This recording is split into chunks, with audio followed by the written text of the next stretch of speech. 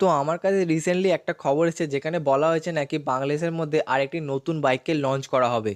এবং সত্যি করে যদি এই বাইকটি যদি একবার বাংলাদেশের মধ্যে লঞ্চ হয়ে যায় তাহলে অন্য সব বাইকদের অবস্থা খুব খারাপ করে দেবে, কারণ এই বাইকটাকে যতটা বেশি সুন্দর দেখতে তার থেকে বেশি অ্যাডভান্স এবং সব থেকে ভালো ব্যাপার এই বাইকটা অল্প টাকার মধ্যে আপনারা কিনতে পারবেন। এবং এই বাইকটাকে অন্য সব দেশের মধ্যে থেকে শুরু করে এবং বাংলাদেশের মধ্যে পর্যন্ত লঞ্চ করা হবে। তো এবার কি সেই বাইক বা কেমন দেখতে এই সব কিছু প্রশ্নের উত্তর আজকে ভিডিওর মধ্যে আপনারা জানতে পেরে যাবেন। তবে প্রত্যেকবারের মতন আপনার সাথে আমি এবং আপনারা ফলো করছেন ফ্যাক্টু বাংলাকে। তাহলে বন্ধুরা বেশি দেরি না করে আজ ভিডিওটাকে শুরু করা যাক। দেখুন, আপনাদের বাংলাদেশের সরকার 300 সিসির বাইককে লিমিটেশন করে দিয়েছে, তবে এই লিমিটেশনের মধ্যে এই বাইকটা সব থেকে সেরা বাইক হবে বাংলাদেশের মধ্যে। এবার আমি শুধুমাত্র একা বলছি না, অনেক রিপোর্টে এটাই বলছে। দেখুন, বাংলাদেশের মধ্যে অ্যাপাচি RR310 তারপর R15 এর মতো অনেক বাইক থাকতে পারে, তবে এই বাইকটা সব থেকে বেস্ট বাইক হবে। মানে এই বাইকটার মধ্যে বাংলাদেশের লোক যা যা চায় সব কিছু এর মধ্যে পেয়ে যাবে। আসলে দর্শক বন্ধুরা, এই বাইকটা হলো NS400। বাজাজ কোম্পানির তরফ থেকে আসা এই বাইকটাকে অনেক আগে 160 সিসি এবং 200 সিসির মধ্যে লিমিটেশন করে দিয়েছিল।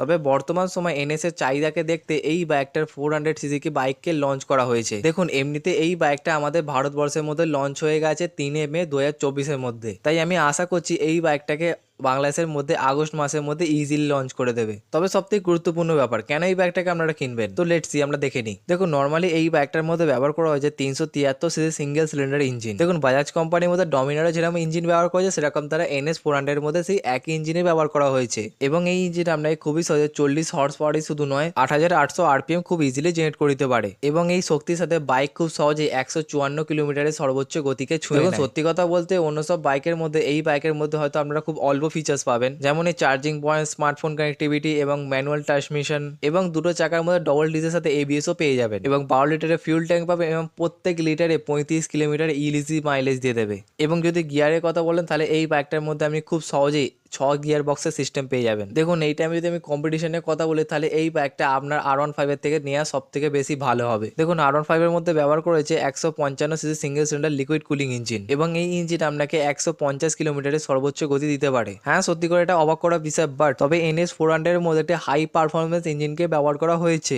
এবং R15 এর থেকে NS400 এর সর্বোচ্চ গতি 4 কিলোমিটার বেশি। দেখুন, এবার এই টাইমে যদি আপনি বাইক নিয়ে রেসারেসিও করতে যান তাহলে আপনি ইজিলি R15 কে হারিয়ে দেবেন। এবং যদি প্রাইসের কথা বলি তাহলে এই বাইকটার প্রাইস R15 এর থেকে অনেক বেশি কম হবে, এবং এই বাইকটার প্রাইস R15 এর থেকে অনেক বেশি কম হয়ে থাকে। যেমনই আপনি R15 কে যদি বাংলাদেশের মধ্যে কিনতে যান তাহলে আপনাকে দিতে হয় প্রায় 6 লাখ টাকা, কিন্তু সেখানে যদি আপনি NS400 কে কিনতে যান তাহলে আপনাকে দিতে হয় মাত্র 4,65,000 টাকা। এবার এই টাইমে NS400 এর স্পিডটাও বেশি এবং প্রাইসটাও অনেক কম, তো আপনার জন্য সবথেকে বেস্ট হবে এই বাইকটাই নেওয়া। বাট ডিসিশন আপনাকে দিতে হবে আপনি কোনটা নেবেন, R15 নাকি NS400।